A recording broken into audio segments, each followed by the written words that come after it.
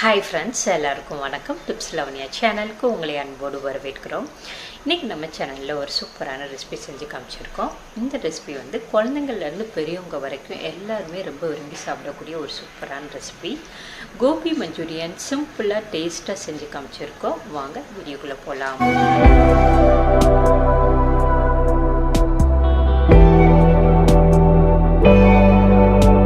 ஒரு கடாயில் தண்ணி காய வச்சுருக்கேன். இதில் கொஞ்சோண்டு உப்பு, கொஞ்சோண்டு மஞ்சத்தூள் போட்டுடலாம்.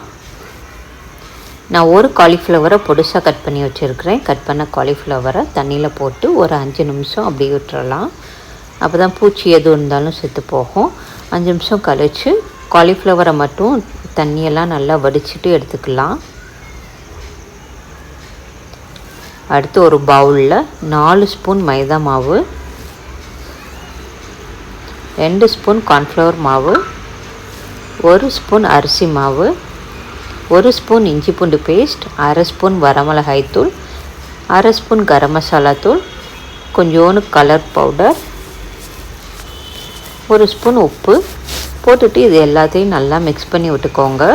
கலர் பவுடர் வந்து நம்ம ஆப்ஷன் தான், நம்மளுக்கு தேவைன்னா போட்டுக்கலாம், இல்லாட்டினா அதை ஸ்கிப் பண்ணிடலாம். எல்லாத்தையும் மிக்ஸ் பண்ணதுக்கப்புறம் கொஞ்சம் கொஞ்சமாக தண்ணி ஊற்றி இது எல்லாத்தையும் நல்லா கலந்து விட்டுக்கோங்க.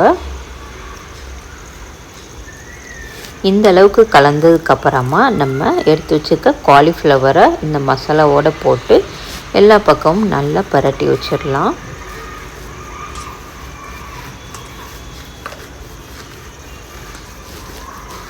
இதை மசாலாவோட பரட்டியாச்சு. அடுத்து பொரிக்க ஆரம்பிச்சிடலாம். அடுப்பில் எண்ணெய் காய வச்சுருக்கேன். எண்ணெய் சூடானதும் ஒவ்வொரு காலிஃப்ளவராக எடுத்து போட்டுடலாம். காலிஃப்ளவரை போட்டோன்னே திருப்பி விட்டுறாதீங்க, கொஞ்சம் நேரம் வேகட்டும். வெந்ததுக்கப்புறமா நீங்கள் ஒரு பக்கம் திருப்பி போட்டு வேக விட்டுக்கோங்க.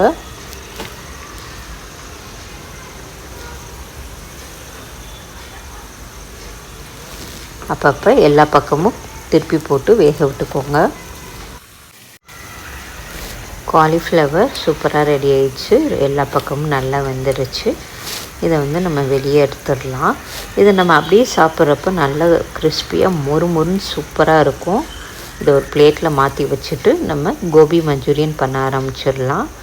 அதுக்கு ஒரு பேனில் 2 ஸ்பூன் எண்ணெய் ஊற்றி எண்ணெயை நல்லா காய வச்சிடலாம். எண்ணெய் நல்லா காஞ்சதுக்கப்புறமா இதில் வந்து 5-6 பல் பூண்டு, 1 இன்ச் இஞ்சியை பொடிசாக கட் பண்ணி வச்சுருக்கேன். ரெண்டையும் அதை போட்டுட்டு, ஒரு பெரிய வெங்காயத்தை போட்டுட்டு, ஒரு பச்சை மிளகாவை பொடிசாக கட் பண்ணி போட்டுக்கலாம். இதை போட்டுட்டு எல்லா பக்கமும் நல்லா வதக்கி விட்டுக்கோங்க. இது வதங்கட்டும். ஒரு பவுலில் 1 ஸ்பூன் கார்ன்ஃப்ளவர் மாவு எடுத்துகிட்டு தண்ணி ஊற்றி இதை நல்லா கலந்து வச்சிடலாம். தண்ணியாக மிக்ஸ் பண்ணி ஒரு பக்கமாக வச்சிடலாம்.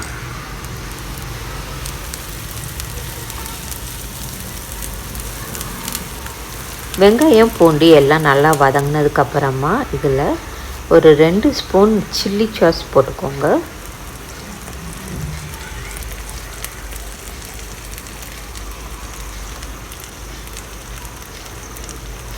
ஒரு ஸ்பூன் சோயா சாஸ், அடுத்து 2 ஸ்பூன் டொமேட்டோ கெச்சப் ஊற்றிக்கோங்க.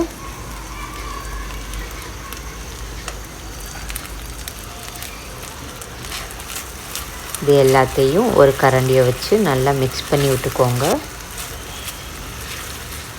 இது எல்லாத்தையும் நல்லா மிக்ஸ் பண்ணதுக்கப்புறமா கொஞ்சமாக தண்ணி ஊற்றி எல்லாத்தையும் நல்லா கலந்து விட்டுறலாம்.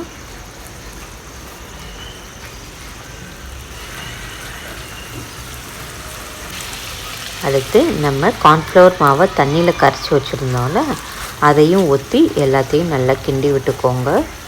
இது ஊற்றுறப்ப கொஞ்சம் கெட்டியாக வரும் இந்த மசாலா.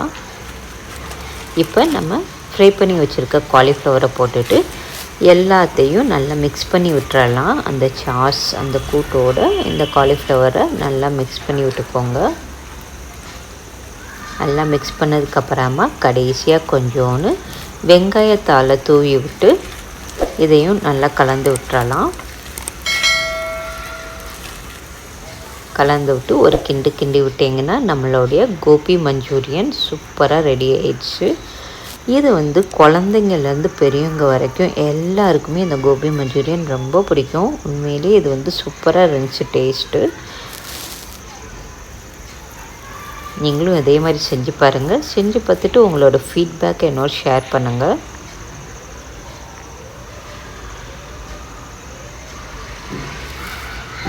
உங்களுக்கு இந்த வீடியோ பிடிச்சிருந்துச்சுன்னா லைக் பண்ணி உங்களோட ஃப்ரெண்ட்ஸ் கூட நிறைய ஷேர் பண்ணுங்கள். இன்னும் நம்ம சேனலை சப்ஸ்கிரைப் பண்ணால் பார்த்துட்டு இருந்தீங்கன்னா சப்ஸ்கிரைப் பண்ணி கூடவே பெல் ஐக்கனை கிளிக் பண்ணிக்கோங்க. அப்போ தான் நாங்கள் போடுற வீடியோஸ் உங்களுக்கு நோட்டிஃபிகேஷனில் வரும். நன்றி, வணக்கம்.